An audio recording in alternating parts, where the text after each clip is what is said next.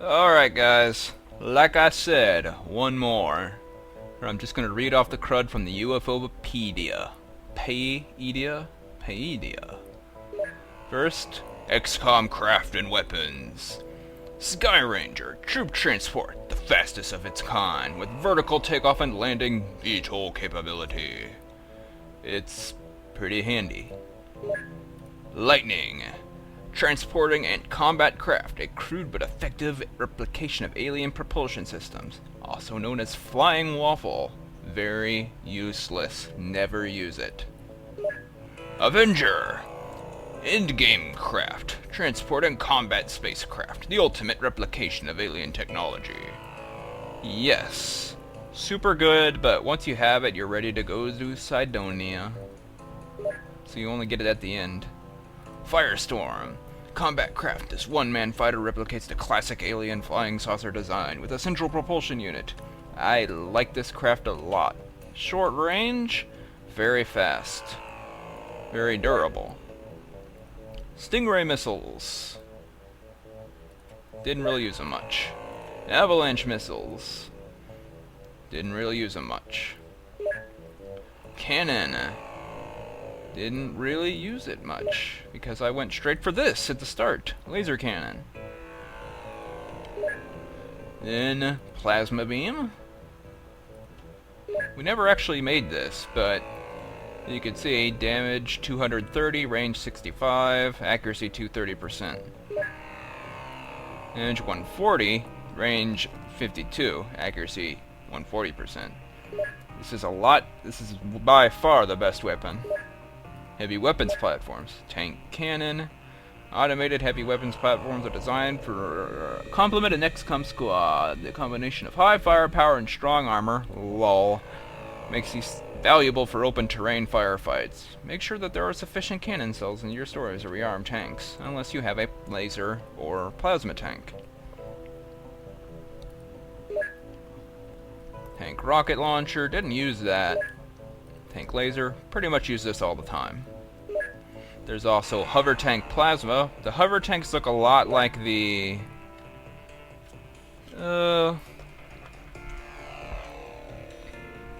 they look a lot like the cyber discs. That's it. Fusion ball launcher on the hover tank launcher is pretty much a blaster bomb. Weapons and equipment. Personal armor. Way better than the default armor. Power suit. Use this. Flying suit. Looks pretty much like the power suit with like a bondage dude out on the front.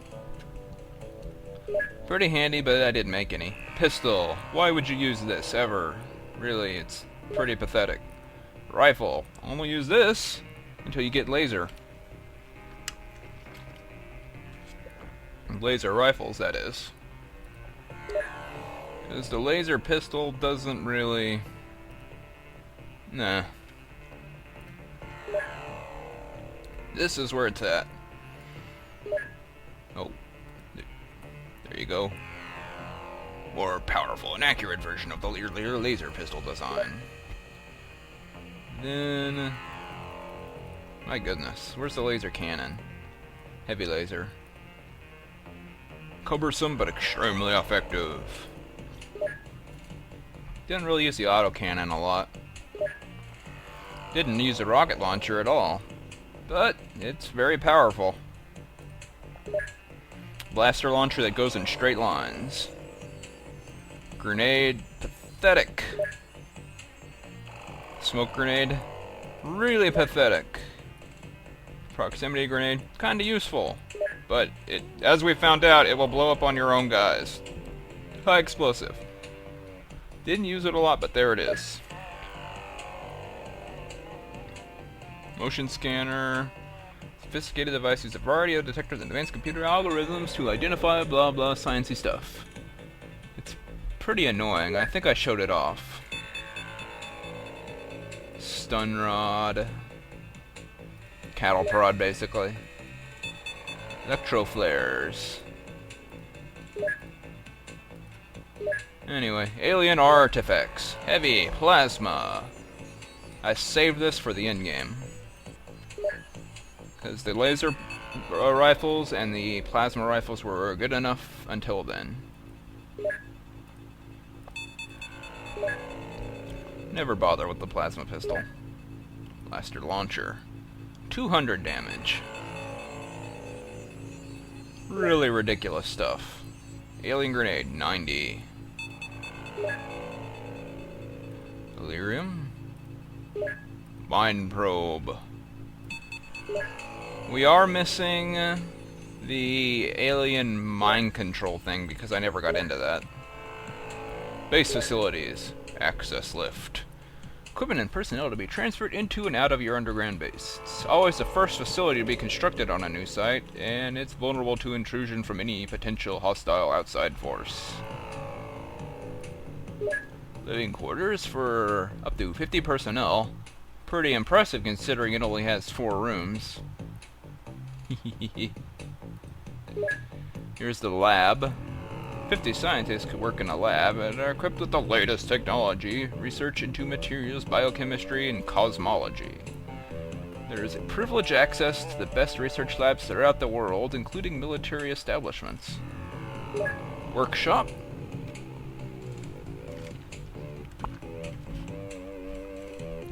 Items under construction will also consume some space. Alright. Small radar. 5% chance of detecting an average-sized object every 10 minutes. Time passes so fast that this is actually... that's decent, but larger radar is better because it covers a longer range. Still only 5% though. Missile defenses, pretty weak. 50% hit, 500 damage. Which is not a lot when you're considering what you're getting attacked by. Battleships. Equipment, blah blah blah storage. Alien containment, also storage, but for bodies. Laser defenses, like 10% better than the missile defenses. Plasma defenses, much better than laser. There's like a 300 damage jump there. Fusion ball, another 300 damage jump. Very good. And the grav shield makes the enemy descend slower, so your defenses get a second shot. We never actually got to see that in action because the alien attackers never got to me. My firestorm was very aggressive. And this outdates all your radar because it automatically detects every alien within range. Hangar. Aliens can show up here too, which is why I laid out my bases so the hangars were in one corner with the access lift as the only bridge between them and the rest of my base. So you could set up a defense here where you're... look, let me show you. See, my hangars are here, and my access lift is here. Aliens can only show up in your hangars and your access lift when you get attacked. So to hold my base, all I have to do is have guys here in these general stores, and the aliens will have to file in here. See, it's a defensive thing. And we already did that. Okay. Alien life forms. Here's where it gets interesting. Sectoids. Sectoid hierarchy ranges from soldiers to leaders with powerful psionic abilities. These psionic powers can be used to demoralize soldiers in combat or even take control of their minds. Saw plenty of that. They tend to indulge in human abductions and cattle mutilation. The abduction is used to extract genetic material for crossbreeding and developing clones for infiltrating human society. Cattle provide both nutrition and genetic material. This race appears to want to develop superior genetic hybrids to increase the efficiency of their hive-like society. And organs. The autopsy reveals vestigial digestive organs in a simple structure.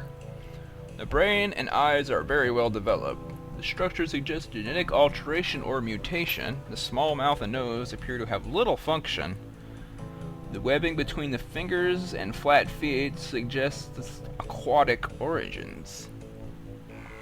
There are no reproductive organs and no clues as to how this species can reproduce. They are most probably a genetically engineered species. Snake men that have square teeth.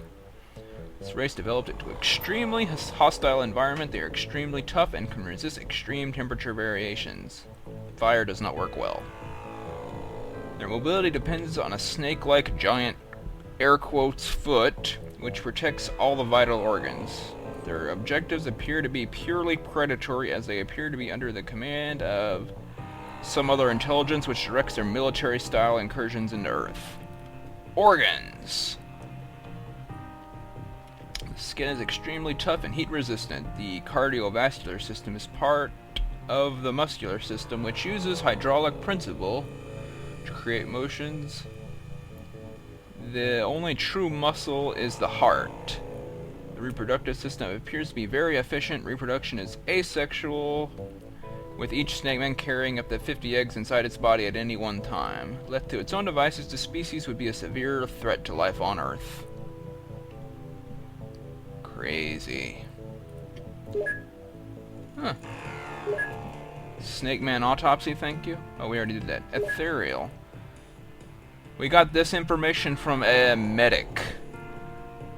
We never got to dissect them, though. Aww. This being has awesome mental powers which allow for telepathic communication and telekinetic abilities. The apparent weak physical abilities of this creature are sustained by its mental powers. We do not understand how these telekinetic powers work, since they seem to defy the laws of physics as we know them. They are extremely dangerous in any combat situation where they rely on their mental powers for combat. They rarely appear on Earth, since they seem to rely on other races to pursue their objectives. Cough, mutons, cough, cough. Thirsty. Ah, there's mutons. They look really derpy. Humanoid creatures are physically powerful and intelligent. They have a particular appetite for consuming raw flesh of any kind which they need for sustenance, like Earth-based carnivores. They appear to rely on telepathic commands from a race known as ethereals. Once separated from this telepathic link, their mental system appears to break down and they die.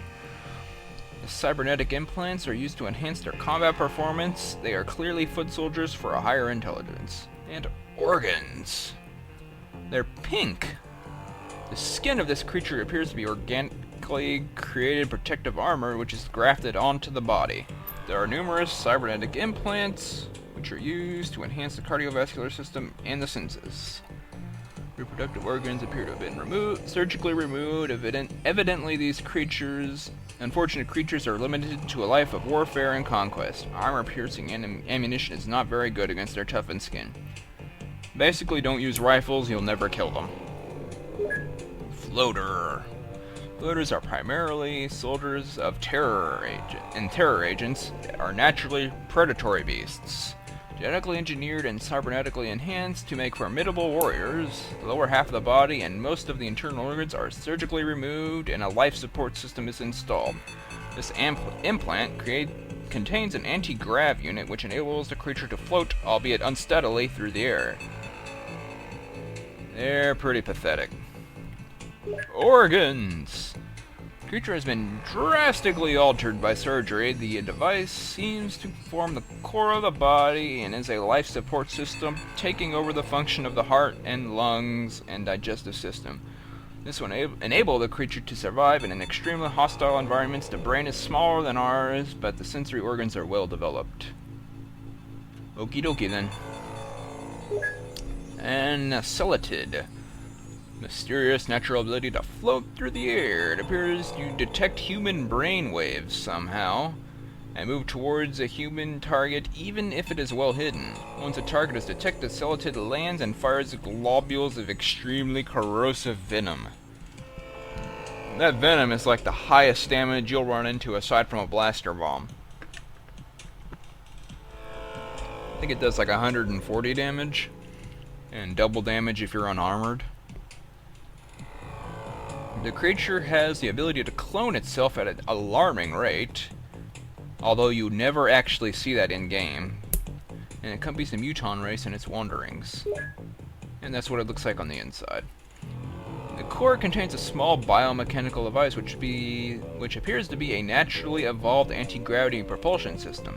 The sac of venom is the largest organ, and there does not appear to be a separate brain structure. There is no discernible digestive or reproductive system. A small organ contains embryos which can grow rapidly into new being. I guess that would be the reproductive structure?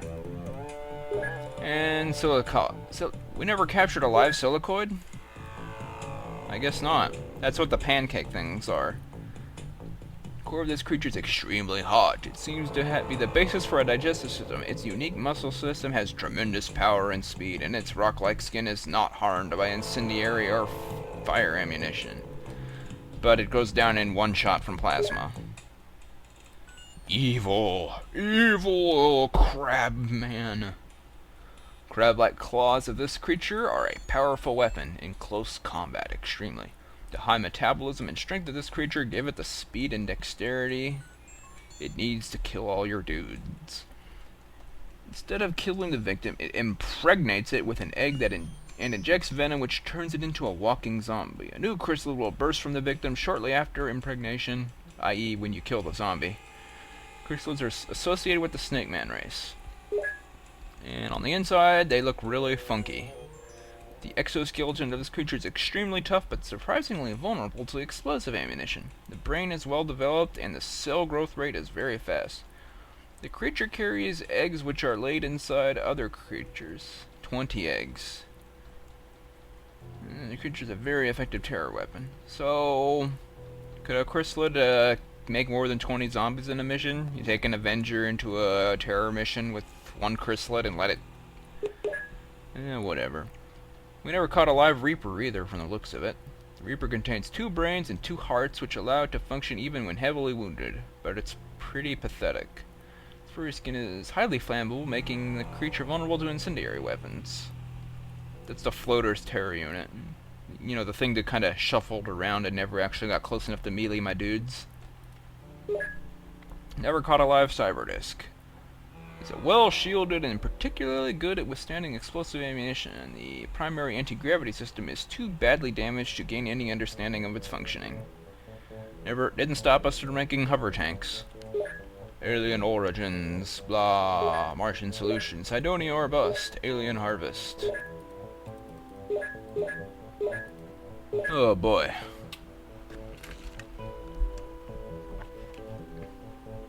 It's clear that we are fighting a losing battle on Earth. The alien hordes are overwhelming in number. The best we can do is slow down their progress.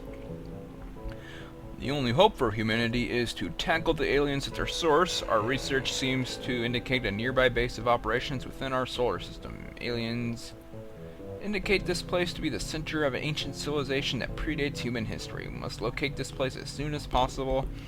We need to capture and interrogate an alien leader. Gain detailed information. The large UFOs contain at least 1 alien leader, or terror missions. Martian solution is... Our research now points to Mars as the base of alien operations. The base is well hidden and contains all the manufacturing and cloning facilities to fuel the infiltration of Earth. Also seems to contain a controlling computer of some kind that controls the whole operation. Seems the hive-like alien society has developed as some kind of queen bee. This is their fundamental weakness. If we can eliminate the brain, then the body will die. Step up our research efforts before it is too late. The commanders, which only reside in bases. And we got a commander. It's now clear that the alien hordes are being controlled from an underground base in Cydonia, which is an unusual area of Mars featuring 5-sided pyramids and a large formation resembling a human face. Cydonian civilization once flourished on Mars many millions of years ago, but we do not know why it died out, or what connection it is with the latest alien activity there. Whatever the explanation, we must send an expedition to Cydonia. This is the only way that we can defeat the aliens. We must destroy the controlling master brain. We will Avenger a craft equipped with the most destructive power at our disposal. Although, it doesn't actually have to fire anything. It can be unarmed, then it'll still get there. There's nothing more we can learn here. We must wait for the outcome of the alien assault. Cydonian assault. And the others are like missions that the aliens go on. Which is... yeah, research. Harvest, infiltration, and terror. Aliens have many uses for Earth's fauna. Animals are abducted secretly and returned with various organs removed. Cattle mutilations are predominantly reported along with UFO sightings. This type of alien activity causes great concern by governments and considerable anxiety amongst the population. This type of activity occurs mainly in farming land. The theory behind the alien harvest suggests that alien races originally seeded the planet with its flora and fauna, and now they have returned to reap the harvest they have sown. Alien infiltration. Earth governments can be infiltrated by alien agents which are human in appearance. This can result in official contact between aliens and governments at the highest level. The climax of this activity is characterized by intense UFO activity in the vicinity of major cities. The aliens will attempt to sign a pact with Earth government by offering knowledge of their superior technology. In return, the government will allow the aliens to conduct their activity unhindered. This alien mission represents the worst threat to XCOM. If a government agrees with a pact, then its funding will cease, because they're jerks. India, Australia, you're getting nuked. Sorry. Alien terror. When aliens terrorize the city, they will deploy to special forces with awesome powers. Civilians will be directly threatened and governments will be forced to evacuate the whole areas. The main purpose behind this activity is to generate sufficient public hysteria so that governments will threaten the XCOM project. UFO components. Power source. Alien craft is its antimatter reactor, which uses Elerium, element 115, to generate powerful gravity waves as well as other forms of energy. The conversion of matter to energy is an incredible 99% efficient. Therefore, tiny quantities of Elerium can produce a huge amount of power. This unit can be reproduced easily using alien alloys. Navigation. This alien craft use sophisticated computers to navigate on Earth and through space. The system is based on optical processors arranged in network fashion. The control interface is relatively simple. The navigator controls the direction of gravity waves generated by the power source to move the craft in any direction. This system can be used easily by humans, and it can be reproduced using alien alloys or other components, or what you salvage out of UFOs. The craft consists of three main components: a power source, a navigation system, and the hull built from alien alloys. The hull is specifically designed to allow gravity waves to be directed and controlled. In addition, a small quantity of Elerium is required to fuel the power source. Once the principles of construction are understood and the functions of each component are known, then it's possible to build these types of craft. Alien food. These chambers contain various enzymes which are used to digest the body parts of cattle and other animals, and even humans. Liquid is then consumed as a readily digested food, probably directly to the bloodstream. This suggests a certain dependence on Earth for food and a symbiosis between Earth and the alien society. Alien entertainment, or a bunch of suckers? Jawbreakers? Jawbreakers on sticks. Most likely function of these spheres is a recreational. Psionic circuitry stimulates various centers of the brain. The effect is similar to hallucinogenic drugs. Bad. This is the only evidence that the aliens have any cultural or recreational pastimes. Alien surgery. You only really see those in harvesters. Surgical equipment uses laser cutters to extract certain body parts from cattle and other animals. Poor cows. The widespread cattle mutilations can be accounted for by this bizarre alien activity. It's likely that these parts are used as nutritional or genetic purposes. And alloys. Alien craft are constructed from special alloys with unique properties. They're extremely light and durable and can be molded by electromagnetic methods. The material can be reproduced and used in many kinds of manufacturing processes. Medium Scout. We are down here in UFOs now. We only have 3. Medium-sized scout vessel that poses little threat to Earth forces. Normally it appears before larger vessels and during missions. Large Scout. The largest scout is a general-purpose vessel that is used in all types of alien missions. They're really fast. And supply ship. Supply vessel used during the construction of alien bases or supplying existing bases. Carries alien food containers and reproduction chambers. And that's all we got. Interceptor moves at 2,100 at maximum. And yep, even the medium scout goes faster. This is why you need the Firestorm, which goes at 4,200. It's pretty much the fastest ship, I think. How fast is the Avenger? Oh, 5,400. Ridiculous. Anyway, that there is the UFOPedia, and that's pretty much all there is to the game. Well, actually, I missed out on all the sci-tech and capturing more navigators for more UFO information and such like that. But I'm done with this. Oh, and I need a break from it too. So, anyway, there you go, guys. That was me playing XCOM. Hope you all enjoyed it. I'll try to come up with something else fun to play. Probably not Terror from the Deep, because I said something fun to play. I like Terror from the Deep a lot, but God, it's hard.